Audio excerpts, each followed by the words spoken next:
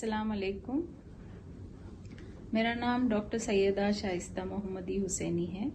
मैं MD DNB nephrology हूँ। मैं कंसल्टेंट नेफ्रोलॉजिस्ट हूँ। मैं पिछले 20 साल से केयर हॉस्पिटल नामपल्ली में काम कर रही हूँ।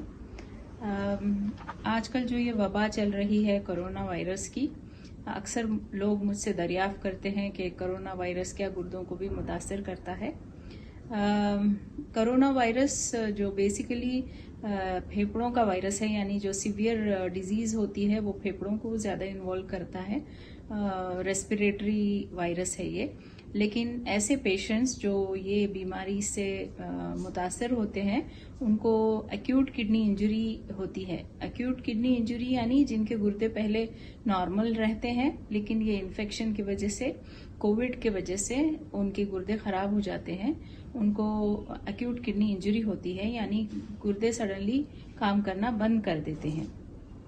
तो ऐसे पेशेंट जो आईसीयू में एडमिट होते हैं, इनमें 9% से लेके 23 से 40% तक पेशेंट्स को एक्यूट किडनी इंजरी पाया जाता है, जो इंटेंसिव केयर यूनिट में एडमिट रहते हैं। कोरोना वायरस बेसिकली जहां भी एंडोथीलियल सेल्स यानी खून के नालियों के अंदर जो सेल्स मौजूद रहते हैं, और एल्वेलाई में जैसे एंडोथीलियल सेल्स रहते हैं, और किडनी में जो एंडोथीलियल सेल्स रहते हैं, यानी किडनी में जो ट्यूब्स रहते हैं, तकरीबन 1 मिलियन नेफ्रॉन्स रहते हैं एक किडनी में। तो जो ट्यूब्यूल्स रहते हैं, एक नेफ्रॉन के अंदर जो ट्यूब्यूल रहता है उसके सेल्स को प्रॉक्सिमल ट्यूब्यूल सेल्स को मुतासिर करता है। ख़ास तौर पे जिस्म में जहाँ भी ACE2 रिसेप्टर मौजूद रहता है, जिसको कहते हैं एंजियोटेंसिन कन्वर्टिंग एंजाइम रिसेप्टर, जहाँ भी ज़्यादा रहता है उसको कोरोना वायरस मुतासिर करता है और उससे चिपक जाता है, और उससे चिपक के सेल के अंदर दाखिल होता है और सेल में मल्टीप्लाई करता है, यानी बहुत ज़्यादा उसकी बढ़त होती है।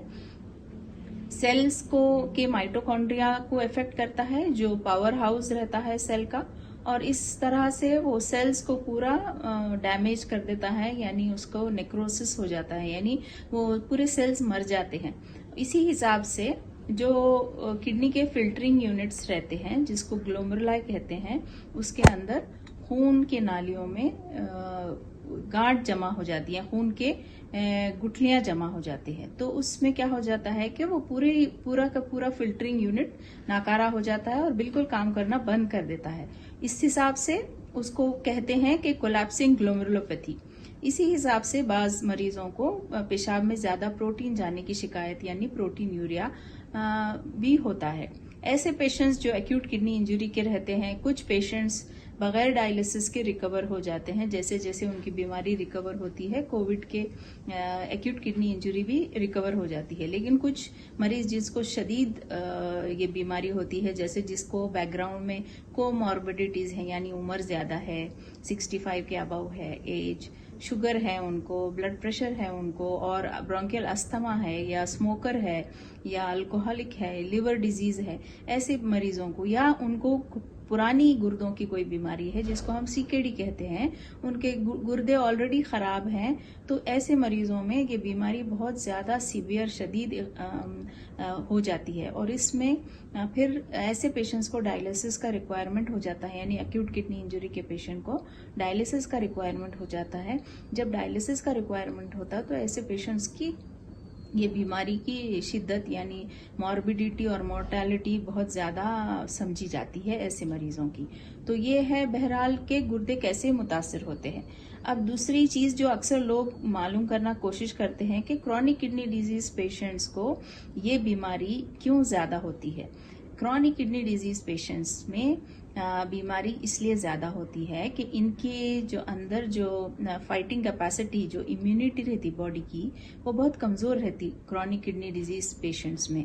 इसलिए कमज़ोर रहती कि इनका ह्यूमरल और इनका सेलुलर इम्यूनिटी दोनों कम रहती। तो इसका मतलब ये है कि वहाँ पे जो लड़ने के सोल्जर्स रहते बॉडी में, वो नंबर कम रहता, यानी बहुत कम क्वांटिटी में रहते वो सोल्जर्स, और वो सोल्जर्स भी बहुत वीक रहते और कमज़ोर रहते, और वो एक मानों में वो बहुत सुस्त रहते सोल्जर्स, यानी कभी जरासीम अंदर बॉडी में घुस के आ गया तो नॉर्मल पर्सन के सोल्जर्स बहुत फास्ट एक्ट करते, बहुत तेजी से पहुंच जाते और उसको खत्म कर देते जरासीम को। लेकिन सीकेडी पेशेंट्स में वो सोल्जर्स बहुत कम रहते हैं, एक तो बहुत कम रहते हैं, दूसरे वो बहुत वीक रहते हैं, और तीसरे ये कि बहुत सुस्त रहते हैं, यानी कभी भी जरासीम अंदर आया तो बहुत ही स्लोली उसके तरफ जाते हैं। तो इस हिसाब से बीमारी बहुत शिद्दत पकड़ लेती है।